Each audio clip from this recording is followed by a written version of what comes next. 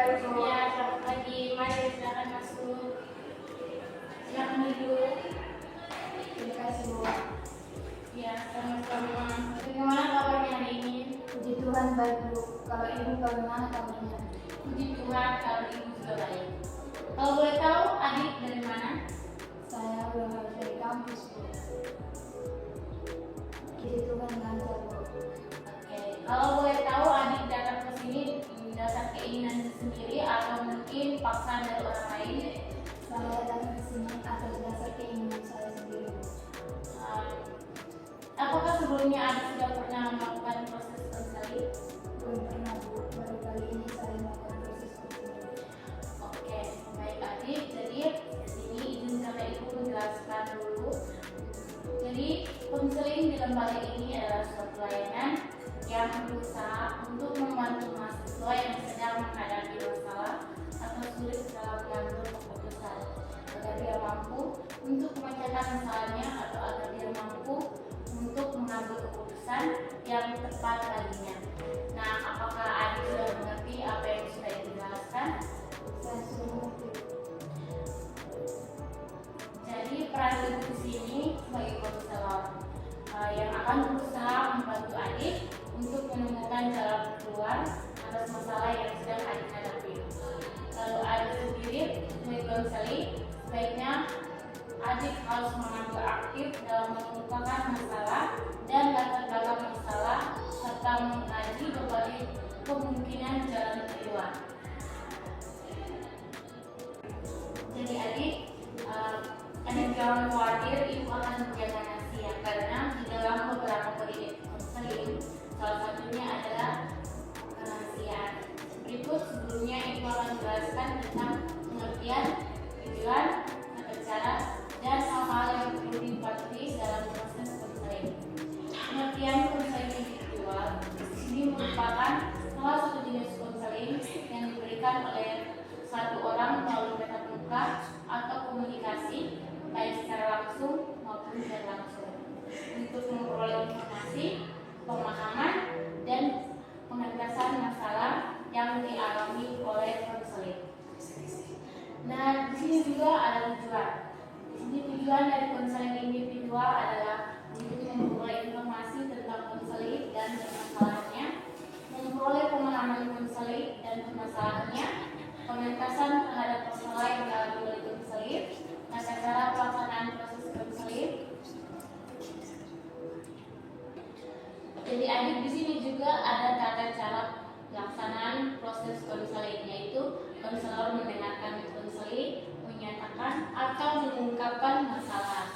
Konselor dan konseling membahas dan menyelesaikan masalah secara tuntas, dan hal-hal yang perlu dipatuhi adalah dipatuhi dalam proses konseling adalah kerahasiaan. Kerahasiaan adalah semua masalah yang konseling sampaikan saya jamin akan menjaga rahasia dan tidak menceritakan kepada orang lain dan akan diselesaikan di tempat ini juga. Yang kedua, kesukarelaan. Artinya bahwa adik datang ke sini dengan kemauan sendiri tanpa paksaan dari orang lain. Yang ketiga, kesukarelaan. Artinya bahwa adik datang ke sini dengan kemauan adik sendiri tanpa paksaan dari orang lain.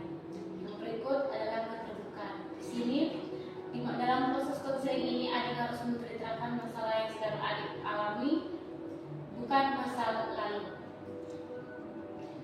Yang berikut aktivitas. Dalam proses pembentukan interaksi yang aktif antara saya sebagai konselor dan adik sebagai konseling. Yang terakhir, penormatifan. Dalam proses konseling ini berjalan sesuai dengan norma-norma dan dengan hal yang kita ketahui bersama seperti kesukarelaan, kerahasiaan, keterbukaan, kekinian, dan keaktifan serta kenormatifan. Nah, adik dari hal-hal yang sudah saya jelaskan, apakah adik sudah mengerti dan adik pahami? Ya Ibu, saya sudah paham. Terima kasih atas penjelasannya. Oke, baiklah adik, kalau begitu mari kita mulai melaksanakan konseling kita. Namun sebelum kita mulai, alangkah baiknya kita menyepakati waktu konseling kita terlebih dahulu. Karena sebentar ibu ada rapat, jadi ibu minta proses konseling kita lakukan selama 45 menit. Bagaimana? Apakah adik setuju? Ya, saya setuju. baik, alangkah baiknya kita memperkenalkan terlebih dahulu. Perkenalkan, saya dengan Ibu Ati. Saya Ima. Terima kasih Adik Ima. Baiklah, setelah kita menyepakati waktu yang sudah digunakan, coba Ima ceritakan kepada Ibu apa yang menyisakan dan mengganggu pikiran Ima selama ini. Jadi begini Bu, saya kalau saat mau mendekati ujian, saya selalu merasa cemas dan tegang. Kalau boleh Ibu tahu apa yang menyebabkan sehingga adik selalu merasa cemas dan tegang?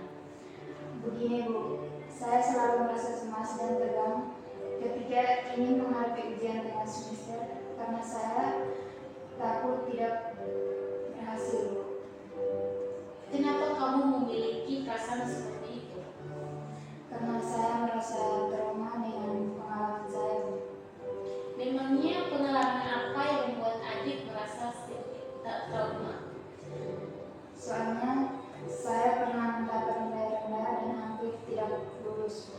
Oh, jadi kamu merasa trauma karena pengalaman kamu itu? Ya itu. Tapi saya berharap agar semester yang sekarang saya dapat berubah dan bisa mendapatkan nilai yang bagus. Apakah kamu sudah melakukan suatu usaha agar kamu dapat berhasil di UTS dan UAS kali ini? Ya Ibu. Saya sudah belajar dengan semaksimal mungkin, tapi saya masih tetap pesimis. Jadi adik mengatakan bahwa adik sudah belajar semaksimal mungkin, tetapi kenapa adik tidak masih merasa pesimis? Ya Ibu, tapi perasaan cemas ini selalu muncul dalam pikiran saya. Kamu mengatakan kalau kamu selalu merasa cemas saat menghadapi ujian semester karena kamu merasa trauma dengan pengalaman kamu yang akhirnya membuat kamu pesimis. Ya Ibu, saya selalu merasa cemas sementara tiap semester pasti selalu menghadapi ujian yang harus dilaksanakan untuk menentukan nilai akhir semester. Oke adik, sebelumnya kamu pernah mengatakan bahwa kamu mendapatkan nilai yang rendah dan nyaris sampai tidak lulus pada semester lalu sehingga menyebabkan kamu merasa trauma dan keadaan tersebut serta akibatnya kamu selalu merasa cemas saat ingin menghadapi ujian semester. Ya Ibu, saya sangat merasa kecewa dan sedih pada diri saya sendiri. Terkadang kita memang merasa sedih dan kecewa jika kita pernah merasakan kegagalan pada masa lalu.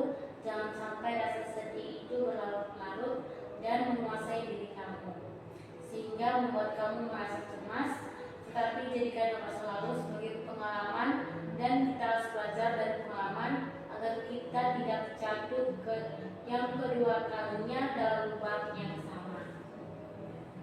Tapi apakah saya bisa mendapatkan nilai yang bagus pada semester yang sekarang?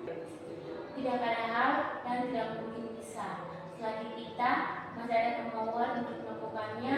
Semuanya hanya butuh waktu. Nah, usaha-usaha apa yang telah kamu lakukan untuk menyelesaikan kesalahan itu? Saya sudah belajar semaksimal mungkin, Bu. Saya berharap ujian semester kali ini saya bisa mendapatkan nilai yang bagus dan memuaskan. Bagus. Apakah kamu merasa senang jika kamu mendapatkan nilai yang bagus pada semester ini? Tentu saja, Bu. Saya akan merasa sangat senang. Bagus. Nah, sekarang coba kamu simpulkan apa masalah yang sedang kamu alami sekarang. Saya selalu merasa cemas dan sedih, Bu, karena saya pernah mendapatkan nilai yang rendah pada semester lalu. Saya takut jika hal itu terulang kembali, sehingga dapat mengganggu konsentrasi saya dalam menghadapi ujian nanti. Jadi kamu merasa cemas dan sedih terhadap masalah yang sedang kamu alami saat ini. Ya.